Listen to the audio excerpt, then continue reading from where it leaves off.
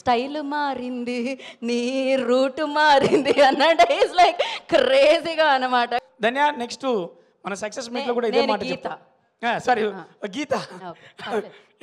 ఎందుకంటే ధన్య క్యారెక్టర్ ఆమె బబ్లీగా మంచిగా గ్లామర్గా కనబడుతుంది కదా, కవర్ చేసింది చాలు. గీత నేను మర్చిపోను.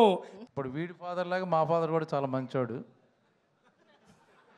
ఆయన గురించి చెప్తున్నారా మీ గురించి వీడి చెప్తున్నారా? ఫాదర్ లాగా మా ఫాదర్ కూడా వెరీ స్వీట్. వీడి ఫాదర్ లాగా మా ఫాదర్ కూడా చాలా ఎంకరేజ్ చేస్తాడు. వీడి ఫాదర్లా మా ఫాదర్ కూడా హీరో. ఇక్కడ మీ ఫాదర్ కంటే కూడా మీ గురించి ఎక్కువ చెప్పినట్టుంది. కాదు, మా ఫాదర్ గురించి మామూలుగా కాదు, ఆయన బాపు గురించి చెప్తూ ఆయన బాబు వాళ్ళ బాపు గురించి చాలా ప్రమోట్ చేసుకున్నారు ఆయన. ఇప్పుడు నేను ఇక్కడ ఒక బాపు వాళ్ళ అబ్బాయి కూడా ఉన్నారు కాబట్టి ముందు మైక్ తీసుకొని వద్దాం అనుకుంటున్నాం మేము. ఇక్కడ చాలామంది ఇప్పటికే మాట్లాడిన వాళ్ళు చెప్పారు. ఒకరు కూల్ బాపు గురించి, ఇంకొకళ్ళు సూపర్ బాపు గురించి, ఇంకొకళ్ళు గుండె చప్పుడు మా బాపు అని చెప్పారు. ఇంతకీ మీ బాపు గురించి మీరేం చెప్తారు? సో బ్రహ్మాజీ గారి అబ్బాయి సంజయ్ ఈజియో. యా, చెవులు మూసుకుంటున్నారు, మంచి విషయాలే చెప్పండి చెప్పండి. ఏంటి ఆయన చాలా స్ట్రిక్ట్ బాపునా? అంటే ఆయన గురించి మాట్లాడాలంటే ఆయన మీరు కూర్చోండి, మీరు కూర్చోండి, మేము క్యాప్చర్ చేయడం కష్టం అవుతుంది. ఆయన ఇంట్లో స్ట్రిక్ట్గా ఉంటారు, కానీ వాళ్ళ ఫ్రెండ్స్తో సెట్ పైన డిఫరెంట్గా ఉంటారు. Bapu, what is this? So అదే నాకు నేను same question, what is this question? What is this Bapu? Brahmaji గారు అనగా what is this Bapu. Okay, ఏదైనా ఒక బెస్ట్ క్వాలిటీ ఆయనలోనా? పేషెన్స్.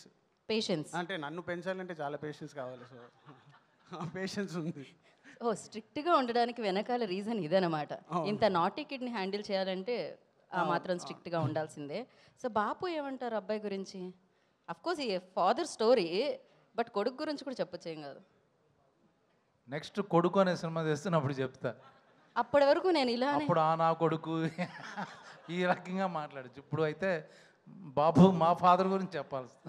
మీ ఫాదర్ గురించి. ఎస్, ఇప్పుడు వీడి ఫాదర్ లాగా మా ఫాదర్ కూడా చాలా మంచోడు. ఆయన గురించి చెప్తున్నారా మీ గురించి వీడి చెప్తున్నారా? ఫాదర్ లాగా మా ఫాదర్ కూడా వెరీ స్వీట్. వీడి ఫాదర్ లాగా మా ఫాదర్ కూడా చాలా ఎంకరేజ్ చేస్తాడు. వీడి ఫాదర్లా మా ఫాదర్ కూడా హీరో. ఇక్కడ మీ ఫాదర్ కంటే కూడా మీ గురించి ఎక్కువ చెప్పినట్టుంది. కాదు, మా ఫాదర్ గురించి. మామూలుగా కాదు, ఆయన బాపు గురించి చెప్తూ ఆయన బాబు వాళ్ళ బాపు గురించి చాలా ప్రమోట్ చేసుకున్నారు ఆయన. So thank you so much. Stage మీద ఇంకాసేపట్లో కలుద్దామండి బాపుతో. సో ఇప్పుడు స్టేజ్ మీదకి నేను ఆర్ఆర్ ధ్రువన్ గారిని పిలుద్దాం అనుకుంటున్నాను. ఎందుకంటే నాతో పాటు స్టేజ్ మీద చాలా చాలా ఇన్స్ట్రుమెంట్స్ ఉన్నాయి. దీనికి కారణం, సంబంధం, బంధం అన్నీ. అలరాజు గారు వచ్చారా? రాలేదేమో అని ఆయనది పిలుద్దాం అనుకున్నాను. అలరాజు గారు, ఇందాకే మిమ్మల్ని మోస్ట్ వాంటెడ్ లిస్ట్లో వేసి పిలిచాము, కానీ మీరు రాలేదు. సో కాసల సామన్నకు కూడా ఈ కార్యక్రమానికి స్వాగతం పలికేస్తున్నాము. బేసిక్గా సక్సెస్ గ్లోని తెస్తుందంటే ఏమో అనుకున్నాం, కానీ మీ ఫేస్లో గ్లో మాత్రం మామూలుగా లేదు అసలు. బ్యాక్ టు బ్యాక్ పాటలు, బ్యాక్ టు బ్యాక్ స్టైల్ మారింది నీ రూట్ మారింది అన్నట్టు ఈజ్ లైక్ క్రేజీగా అన్నమాట. కాసల సామన్న ఈ రోజుల్లో మామూలుగా లేవు ఆయన పాటలు. సో ఇప్పుడే గుర్తు చేసి వెళ్ళారు రాజా గారు. అదేంటి అంటే మైల్స్ ఆఫ్ లవ్లో ఒక పాట సూపర్ డూపర్ హిట్ అయిపోయింది, సేమ్ బ్యానర్లో వచ్చింది, అండ్ దాన్ని కంపోజ్ చేసింది ఆర్ఆర్ ధ్రువన్ గారు. ఒకసారి ఆ పాట వినాలనుకుంటున్నాం. ఏమంటారు ధ్రువన్? ఇంకెందుకు మరి అనడం, రండి కదా పాడేద్దాం. సో కామ్రేడ్ ఫిల్మ్ ఫ్యాక్టరీ బ్యానర్లోనే సో మైల్స్ ఆఫ్ లవ్ అన్న చిత్రానికి ఒక పాటని కంపోజ్ చేస్తే సిద్ శ్రీరామ్ గారు పాడితే మామూలుగా కాదు, మిలియన్ వ్యూస్ వచ్చాయి.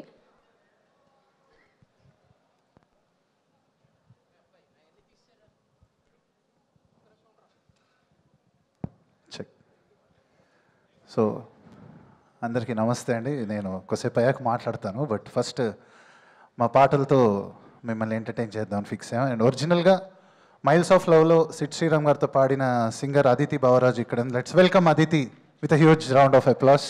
రచ్చారవి గారు, రచ్చారవి ఒకటోసారి. ఇప్పుడు స్టేజ్ మీద రచ్చ ఉండబోతుంది బేసిక్గా. Thank you. నాకు ధైర్యం వచ్చింది నువ్వు ఇంతసేపు మాట్లాడాక. మీరు కూడా మాట్లాడచ్చు, వాక్ స్వాతంత్రం ఉంది అని తెలిసింది. Thank you Geetha. First of all ఇక్కడ ఎంతమంది బాపు అని ఆ ఎమోషన్ని పంచుకుంటారు? తమ్ముళ్ళు ఎవరైనా చెప్పుకుంటారు మీ నాన్నను ఎవరు బాపు అని పిలుస్తారు? చేతు కాదు, నేను పిలుస్తాను, గట్టిగా చెప్తే వినపడుతుంది నాకు. బాపు, తెలంగాణలో నాన్నను బాపు అంటాం. ఆ ఎమోషన్కి చాలా గొప్ప పదం ఉంటుంది. నాన్న అనేవాడు సంపాదించకపోయినా ఆ తండ్రి అనే స్థానం, నువ్వు ఎంత పెద్ద ఏజ్ అవ్వు, 60 ఏళ్ళోడు అవ్వు, నువ్వు 70 ఏళ్ళోడు అవ్వు, తండ్రి అనే స్థానం ఉన్నంత వరకు భూమి మీద నీకు ఒక అద్భుతమైన ధైర్యం, ఒక దేవుడి రూపం, ఒక మనిషి రూపంలో నాన్న అనేవాడు ఉంటాడు. ఆ నాన్న అనేవాడు స్థానం పోయాక ఫస్ట్ ఒంటరి అయ్యేది ఆ ఫీల్ ఉన్నటువంటి, నాకు నాన్న లేడు అన్నది. వాడి దగ్గర డబ్బు ఉండొచ్చు, కుటుంబం ఉండొచ్చు, ఒక బలగం ఉండొచ్చు, కానీ బాపు అనే స్థానం లేని వాళ్ళు ఆ స్థానం గురించి చెప్పాలంటే వాళ్ళు లేని వాళ్ళు చెప్పగలుగుతారు. అందుకే బాపు అనే స్థానానికి భగవంతునితో సమానంగా పూజించాలి, భగవంతునితో సమానంగా చూడాలన్నదే తెలంగాణలో అందరూ కూడా. మేము ఎంత ఎమోషనల్ ఉంటామంటే పక్కింటి పెద్ద ఆయనను కూడా బాపు నమస్తేనే అంటాం. అంత ఎమోషనల్గా అంత ట్రావెల్ ఉంటుంది. కాబట్టి నిజంగా కూడా ఈ సినిమాలో నేను ఒక మంచి క్యారెక్టర్ చేశాను. ఒక గద్దలకొండ తర్వాత నాకు మంచి క్యారెక్టరేషన్స్ పడుతున్న దాంట్లో నాకు ఇది ఒక సినిమా, బాపు అనే సినిమా కూడా గుర్తుండిపోయే క్యారెక్టర్. ఎందుకంటే దయ చూసిన కోణం, డైరెక్టర్ గారు థ్యాంక్ యూ, ఎక్కడున్నారో మీరు చాలా మంచి క్యారెక్టర్ డిజైన్ చేసిళ్ళు. నేను వెయిట్ చేస్తున్న ప్రేక్షకులతో పాటు చూడడానికి.